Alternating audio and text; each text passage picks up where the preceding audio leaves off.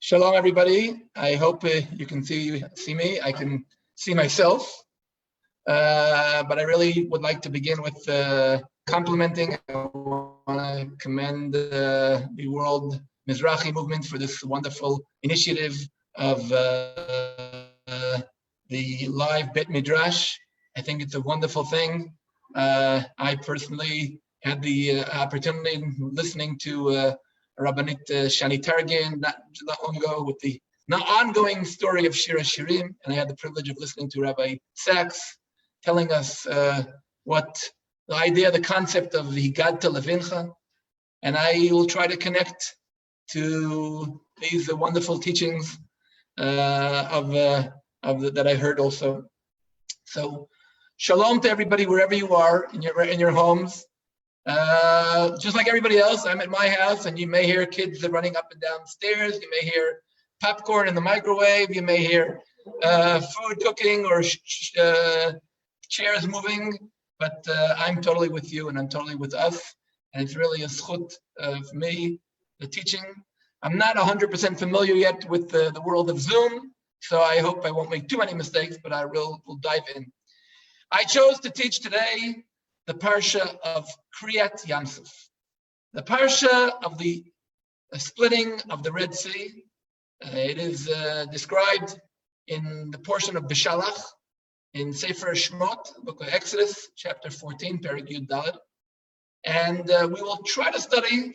I'm not going to start from the very beginning of Parshat Bishalach, because the story of Kriyat Yamsuf starts actually a few psukim later with the beginning of Perek Yud Daled.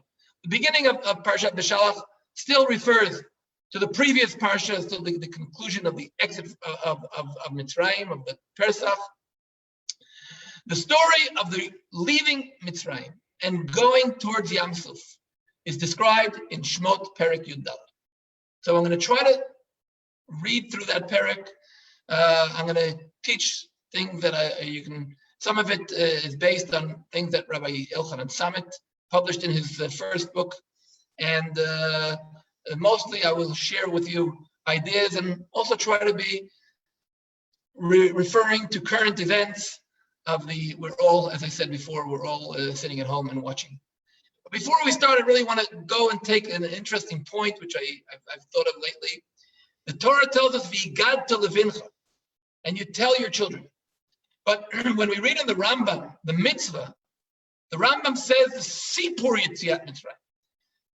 The word in Hebrew, lehagid and lesaper, also the Torah uses both of them.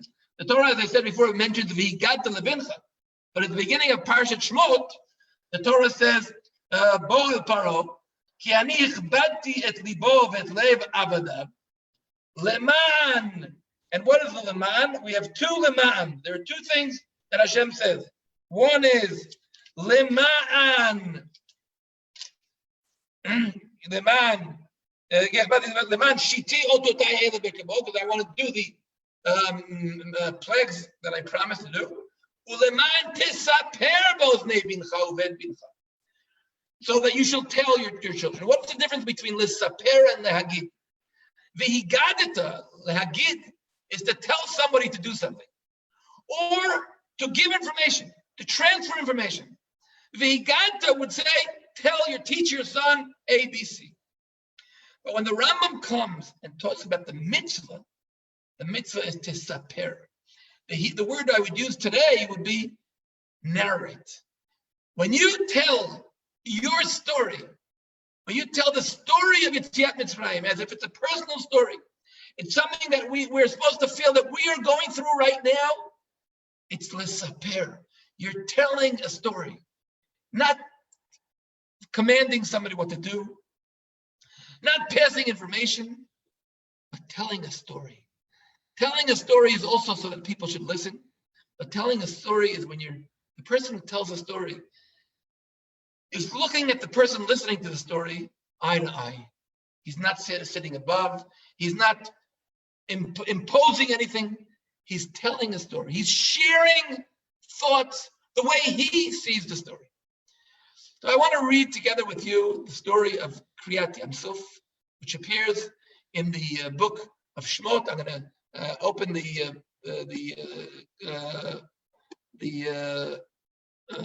source right in front of you. You'll be able to see it, and we will be able to look at it. 1 second.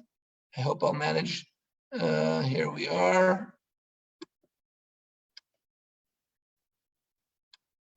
Okay, if you are following with me, I'll read the psukim. Vayedaber Adonai el Moshe lemor. Daber al bnei Israel v'yashuvu v'yachanu lifnei pi hachirot. Speak to the children of Israel and tell them to turn back and encamp in front of pi hachirot, between Migdol and the sea. Ve'amar Paro lifnei Israel, and Paro will say, referring to Am Israel, Nevuchim b'maretz. He's going to think they are trapped.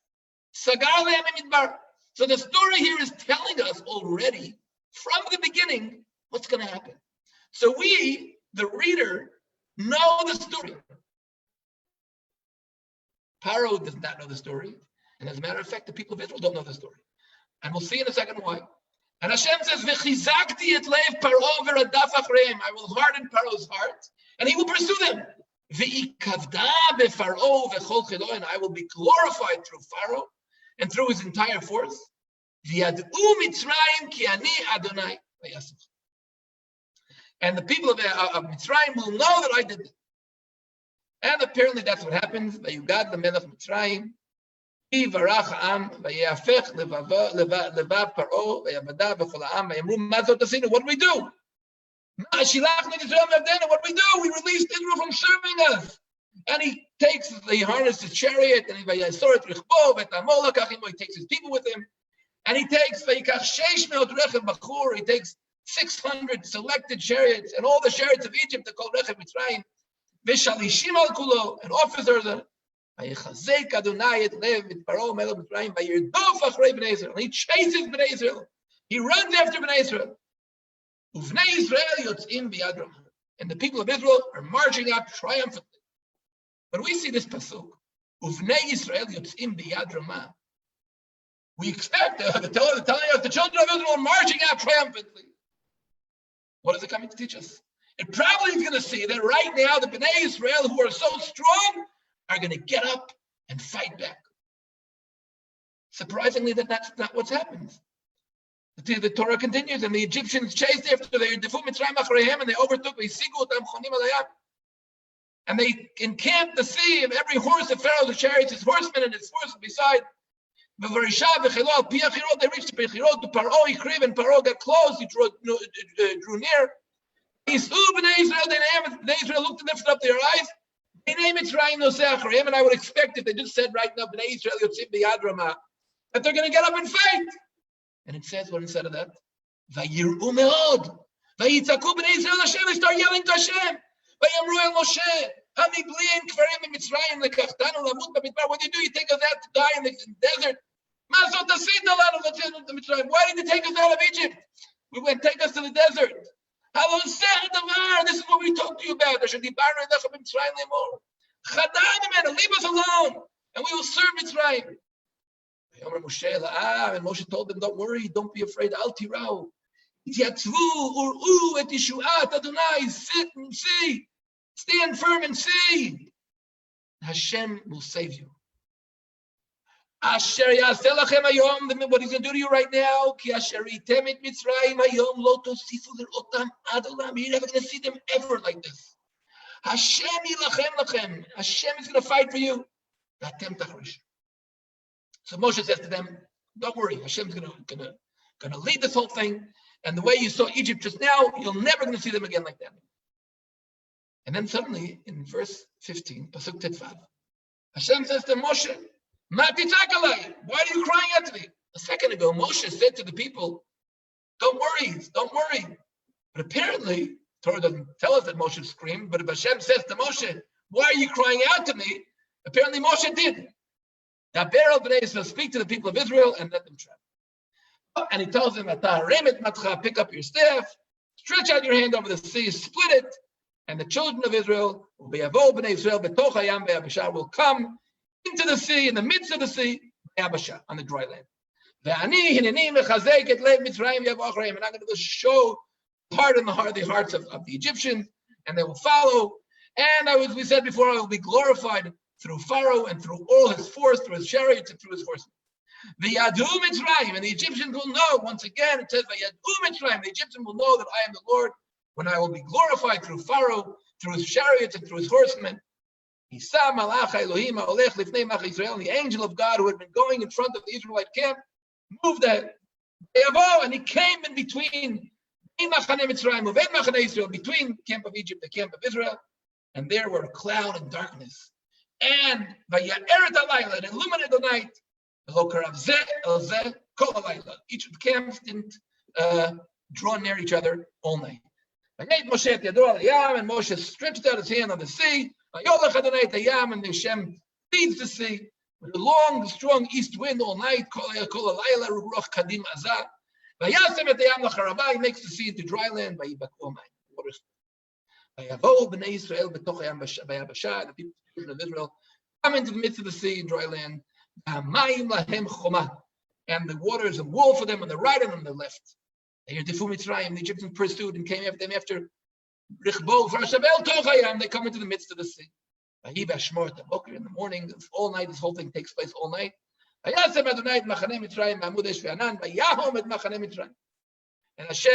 throws the Egyptians in camp into confusion. And he removes the wheels of the chariots. And he led them heaviness. And the Egyptians said, let me run away from the Israelites because Hashem is fighting for them. And Hashem says to Moshe, now stretch your hand over the sea, and all the water comes over and covers the Egyptians. And the water covers her up, and it goes back the way it was. And Hashem stirred the Egyptians into the sea. And the waters returned. And they covered the chariots and the horsemen, the entire force of Pharaoh, into the sea. Israel and the children of Israel. On that day, Hashem saved Israel from the hands of the Egyptians, and Israel saw the Egyptians lying on the seashore. And Israel saw the great hand of Hashem used upon the Egyptians. And they feared Hashem, and they believed in Hashem and Moshe, his servant.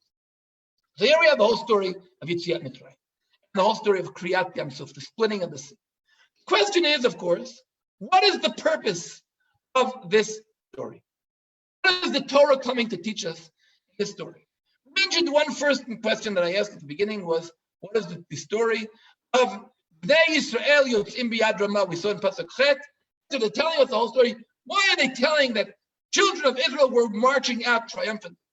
We know that was already mentioned. The Chamushim Alu Bnei Yisrael Mitzrayim already left in the parsha beforehand. So why is it repeating here, and what does that do with the context? But majorly, I was asking is what is the purpose of doing this whole thing? The Torah tells us two things. Oh, I'm going back to Pasuk Daled. V'chizakti et leiv Paro, and I will harden Paro's heart. V'radaf acharem, and he will pursue them. V'ikavda b'Faro u'v'chol chelo, I will be glorified through Pharaoh and through his entire force. V'yad'u Mitzrayim ki ani Hashem, and the Egyptians will know that I am Hashem. So, first of all, Hashem will be glorified through Pharaoh and through his entire force. Meaning the whole world will see and the whole world will know. And Hashem will be glorified with what he does to Pharaoh and Kol Chelo. I would say that little question, that's what Hashem wants to become glorified by drowning chariots and drowning people. This question, but that's what happened. We know that in the following parsha of Az Yashir, it says that all the nations heard about it. I'm sure you'll recall. It says, Shamu anim yirgazun. The nations heard and they were shocked. Chilachad yoshvei plashet. Elei Moab az nivadu aluchvei Edom. Elei Moab v'chozei Marad. So Moab and Edom and Plashet, everybody was frightened. It doesn't say Egypt there, by the way. But it says, V'yad'u Mitzrayim ki ani Hashem. And the first thing is that Hashem will be glorified, that we see.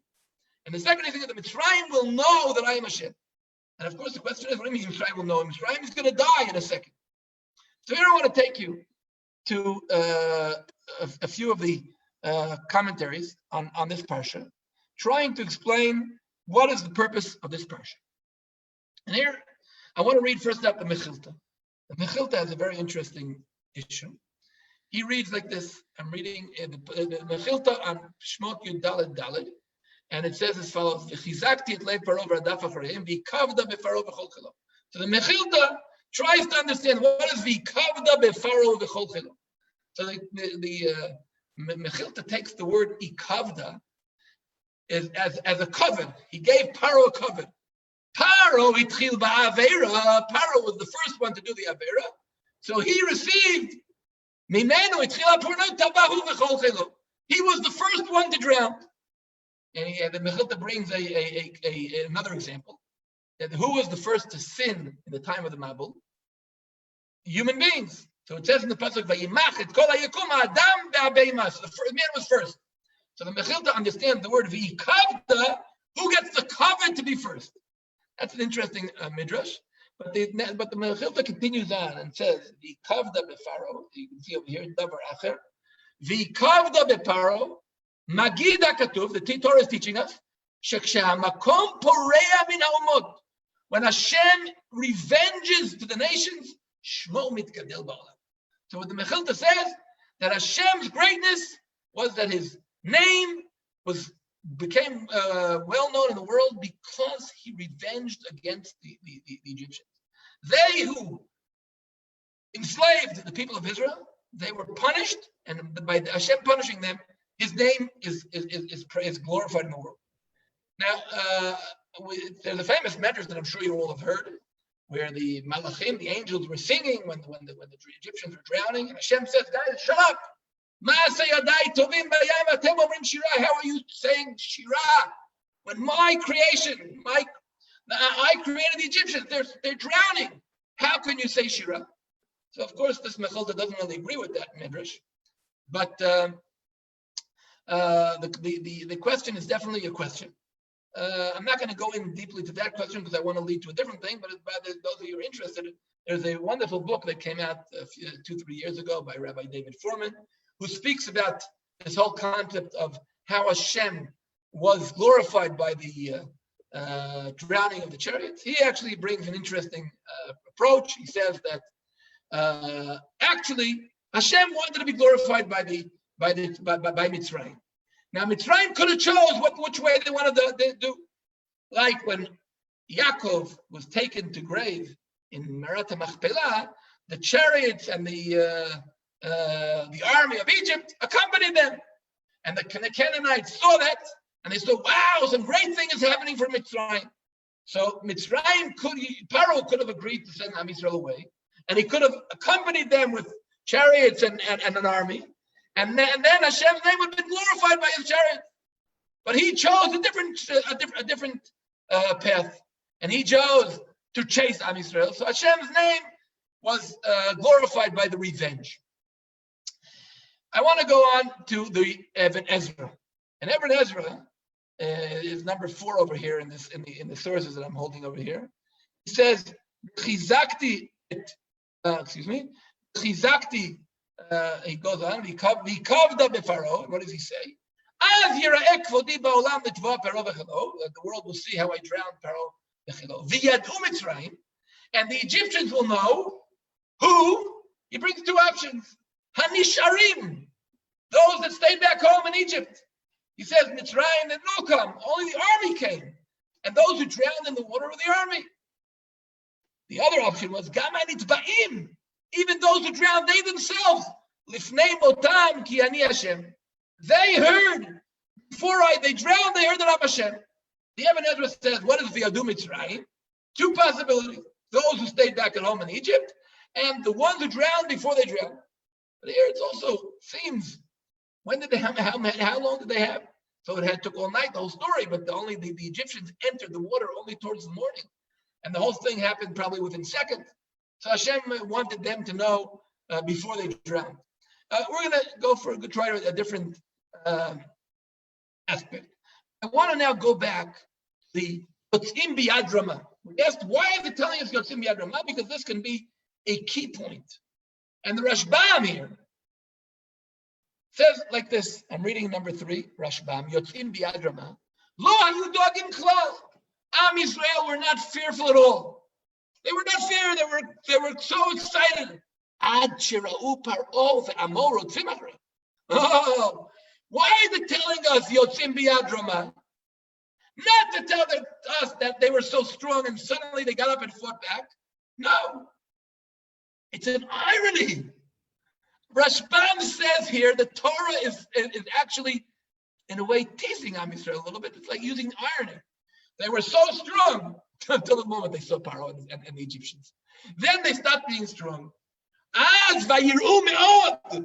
Then not only were they afraid, they were very much afraid. So here we have Am Yisrael coming out with Yotzim B'Yad Ramah, and they're not afraid until they see the Paro and Am. So actually, the Torah says Yotzim B'Yad Ramah sort of as an ironic phrase. So why would the Torah do that? Why is the Torah? They're teasing Am Yisrael. They're making fun of Am Yisrael. If we look a little further, and we look at the whole story, and I want to take a look at the entire story. Look at this chart over here, and I want to show that the story that we just read, it's divided into 2 parts. As we saw in the story of the running away from the Egyptians, the Perek Yudal is divided into 2 parts.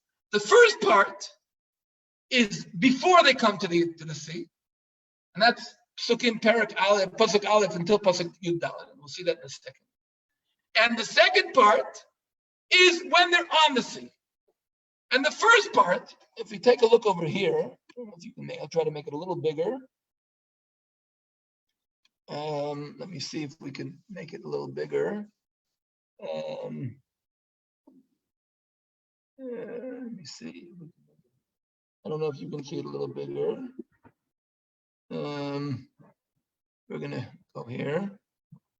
Okay. Here we are. I hope you can see what I see a little bigger. Here. The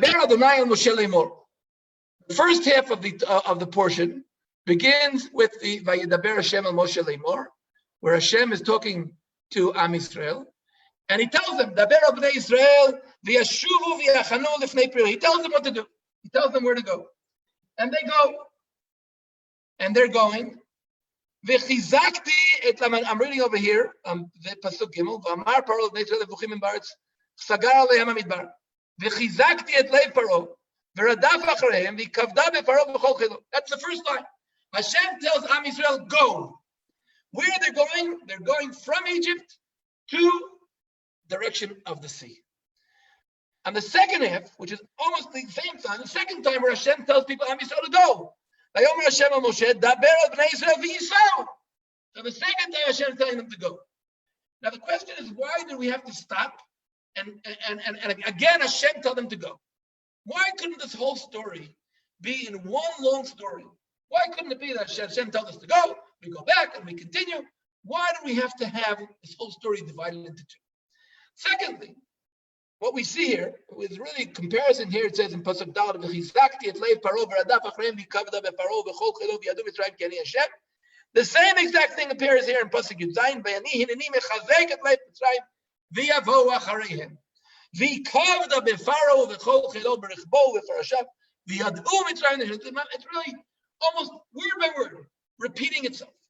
The same thing is the second part.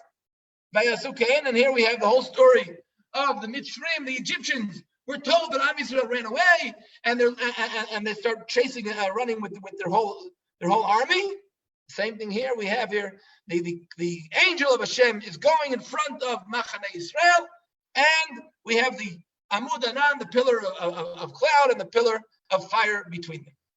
Then the third part we see here, Vayirdefu Mitzrayim achareihem, the exact same words, Vayirdefu Mitzrayim. What's the difference between the first Vayirdefu Mitzrayim and the second Vayirdefu Mitzrayim?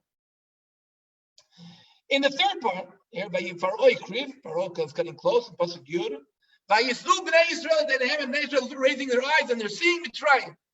Here we say Vayish Mar Deborah Vayashkev Hashem al Machaneh Mitzrayim. Not Am Yisrael is looking at Mitzrayim, but Hashem is looking at Mitzrayim. What we see here, as this whole process, is Am Yisrael until they reach the sea. At first, they're leaving Mitzrayim, and they're Yotzim b'Yad Ramah. They're proud of themselves, but suddenly they see Mitzrayim. And suddenly, there's a whole different story. I want to read another Even Ezra, which I mentioned before, and it's a very important Even Ezra, a very famous Even Ezra, and we'll see. Yesh litmoha, the Even Ezra says. I'm back on number in the Even Ezra. Yesh litmoha. Ech yireh machaneh gadol shel 600,000 ish. Meharodfim achareihem. Here I hope you can see where I'm pointing to. I'm back in number 4 of the sources. Yesh litmoah. Ech yireh machaneh gadol shel 600,000 meharodfim achareihem. Lama lo yilchamu al nafsham al bneihem. How could Am Yisrael, such a big camp of 600,000 people, see they're being chased and they don't get up and fight? What is the answer? Hatshuva. Ki hamitzrim hayu adonim leYisrael. These Egyptians were Am Yisrael's masters. Veze hador hayotzei miMitzrayim. Lamad mineurav lisbol ol Mitzrayim v'nafsho shvila. This generation studied and learned from a young age to suffer under the yoke of Egypt. And their soul was so low. And they said to themselves, how can we fight against our master? Look what's going on here. Am Yisrael is being chased. There's 600,000 people. They're being chased by 600 chariots and an army, a few thousand people. Vayu Yisrael nir pim. Ve'inam elumdim la'melchama. Am Yisrael were weak. They never knew how to fight. Hello, Tireki Amalek be'amuat. You'll see just in a few weeks, in a few more days, Amalek is going to come, and Am Yisrael are going to beat them. Without the tefillah Moshe, Hayacholesh Yisrael. Hashem helped them. But they fought against the Canaanites. But here against these Egyptians who were their masters, they didn't get up and fight. Why? Hashem says that this generation, it's a nature of a generation to get used to a certain way of life, and you can't change it. You're used to being enslaved to something, and you can't change it. And what do we see? That Am Yisrael, even though they were chased, and they were stuck between them. And I want to maybe see if we have here a beautiful Shir Hashirim Midrash, number 5. Shir Hashirim Midrash, Shir Hashirim Rabbah, it says, Yonati b'chagvei asel. Like a pigeon standing on the stone, on the hill. The Seder HaMadrega. Harini et marayach hashmini et kolech ki kolech harev marech nave. Tani dver Rabbi Shmuel. Rabbi Shmuel explained, B'sha'ash yatzu Yisrael miMitzrayim. When Am Yisrael left Egypt, what were they like? Le'yonah shebarcha mipnei hanetz, like a pigeon running away from the hawk. And goes into a cave on top of the hill. And she's at the entrance of that cave, and the pigeon on the one hand has a hawk chasing her, and he gets to the cave, and there's a snake. And she entered.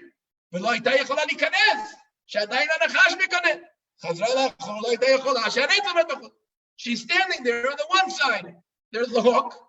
On the other side, there's the snake. And Am Yisrael doesn't know what to do. The pigeon doesn't know what to do. What is she going to do? What will the pigeon do? Actually, we would expect, that's all. The story's over. Either the hawk is going to get the pigeon, or the snake is going to get the pigeon.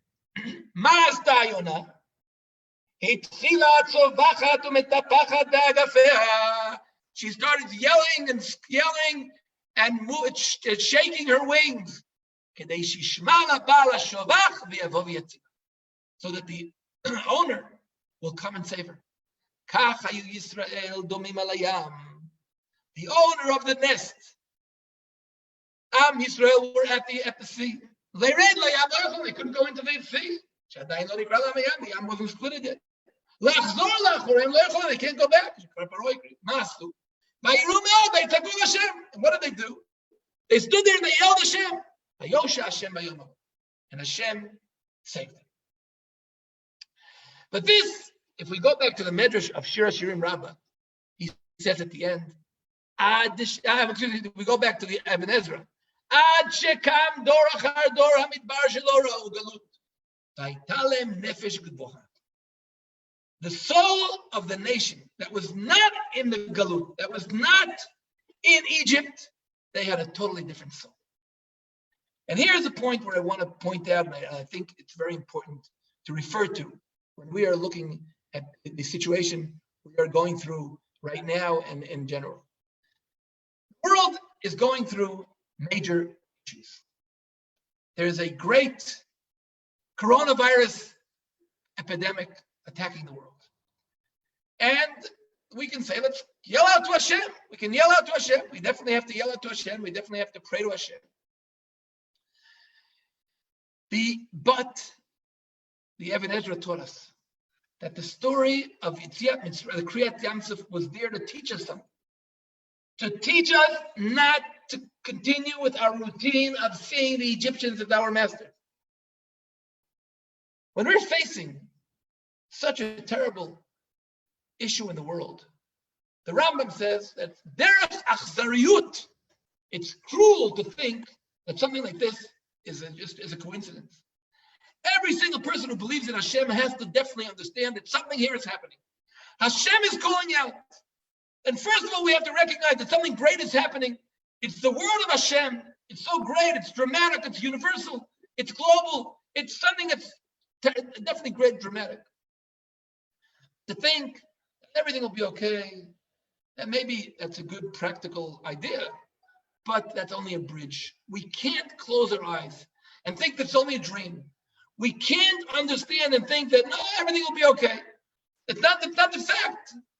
If we had prophets in the world, they would definitely tell us what to do. They would tell us, listen, this is happening because of so-and-so. But we don't have prophets, and we don't know. We only say we don't know what to do. It's also something you can't say. Sometimes religious people say, listen, what can I do? We can't do anything. It's in Hashem's hands. Others say, you know why it's happening? It's happening because you didn't listen to me and I was always right. Or to blame somebody else. But what Hashem tells us is that something's happening. And of course, we have to yell to Hashem and pray to Hashem and pray that all the people that are sick should be healthy and everything else. Afterwards, we have to see that something's happening. Something is causing the routine of every single day to change. Our life is changing. And we have to be able to get used to the fact that we're not the same slaves we were in Egypt yesterday. We're not the same situation that we were yesterday. We are not going to work. We're not going to school. We're not going outside. Usually our life is filled with running around and transportation and running to school and running to a movie and running to the restaurant. But here, everything's stopping. Everything is stopping, and we are to listen to what Hashem is trying to teach us. And not to look back who to blame them or to blame ourselves. No. The question is, where does this take us? Are we going to continue being a slave to what we were used to? Are we going to continue behaving like slaves? Or are we going to try to take advantage of this new situation? Now we're in a new situation. It's definitely what Hashem wants. Hashem wants us now to be home and sit home and follow all the rules, including social distance, including not hanging around where you're not supposed to, including having weddings differently. Hashem wants us to get used to a different routine. Now we have to be able to be what Rabbi Sachs spoke about before, chirut. Chirut, the whole world is learning what chirut is all about. Even when we came out of Egypt, we had to go into our houses and close the doors and be with our families. Now, what is the time to really think, to rethink ourselves, not to be able to continue just the way we were. We are now a nation that we're already in Israel. The majority of Am Yisrael is almost the majority of Am Yisrael is in Israel. Am Yisrael came back home. Some of us maybe still remember many, many years of Golus. Some of us don't. But now we are living in a country, or living in a homeland where our soul has to be greater. We have to listen to the word of Hashem. Hashem puts us now into a new situation. We have to re-evaluate what we're used to going to shul every single day, 3 times a day. Hashem says, no, now I want you to be at home, daven at home. Now it's your time to re-estimate your davening. Now is the time not to look and blame me, this I wasn't doing so well, but now is the time to listen to the reality. We can't gather all together, Am Yisrael together, and scream out at the tefillah. Maybe we would go to Beit HaMikdash and scream on Har HaBayit. So we can talk, we can teach Torah on using the media that Hashem gave us. Some people can look for some new things. Some people can, maybe you want to learn a new language. Now maybe it's a time to reevaluate everything in life. Now it's a time to look. It's interesting, I'm sure everybody will cancel weddings.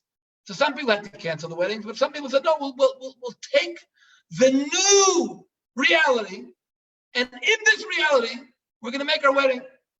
We're going to maybe dance in the street. We'll dance at home. We'll learn what's the more important parts of worshiping Hashem. The conclusion of Kriyat Yam Suf is Vayar Hashem Yisrael Vayad Agdola. Am Yisrael looked and faced the situation, and they said, "Wow, this is God's great hand." Vayaminu b'Hashem. They needed it. Sometimes the world needs a shake. Sometimes the world needs to go through a major, dramatic, global change, so that we should stop a second and look and question our emunah and question our standing in front of Hashem. Of course, you have to learn Torah. Of course, you have to do good things. You have to do mitzvahs. That's true even without a plague, without an epidemic. That's the simple basic of every single Jewish believer when it comes to life. Here we're talking about something much greater. Here we have a situation where the whole world is going through restart. The whole world is going through restart, and we have a chance to build another level. We have a chance to take this situation, this opportunity, these new opportunities, that the whole pace of the world is stopping. Somebody's pressed the brakes. Hashem says, stop for a second. We're always used to running around, transportation, we're always used to industry, media, army, culture. We're always busy. We're always in full-time movement. Suddenly somebody stepped on the brakes. And Hashem is saying, stop for a second. Stop for a second. And now is the time to build new models of life. Now is the time to really look at life differently. Now is the time to look at family life differently. We're all at home. How are we going to build our family life? When was the last time we were all home? When was the last time we were all home with our children, with our families? Are we going to all be separate people, or are we going to get together? All of these things come about. Telling the story of Yetziat Mitzrayim doesn't mean telling the story of history thousands of years ago. Telling the story means, let's take something that happened and say, how can I tell my story? And our story this year, for sure, is the epidemic in the world. And our story this year is looking at a new perspective at work, at life. And our story this year is, can we change our total dependence on different things? And can we be able to be happy to Hashem and express our feelings differently than we did in the past? And maybe we could find so much strength inside ourselves. The Torah says that the Chazal say that on Yam Suf, every single servant saw more than the prophet Yechezkel. What do you mean, the prophet Yechezkel? How? That's what happened. When you see something great happening, these are great days. These are days of opportunity.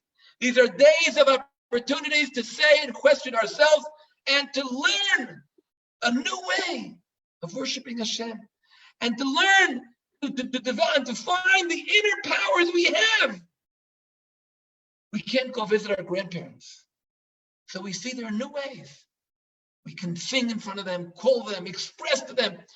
We have to take the core, the core of the issue and try to find ways to know that maybe when we go to our grandparents till now, we used to say, hello, shalom, how are you, how are the cookies?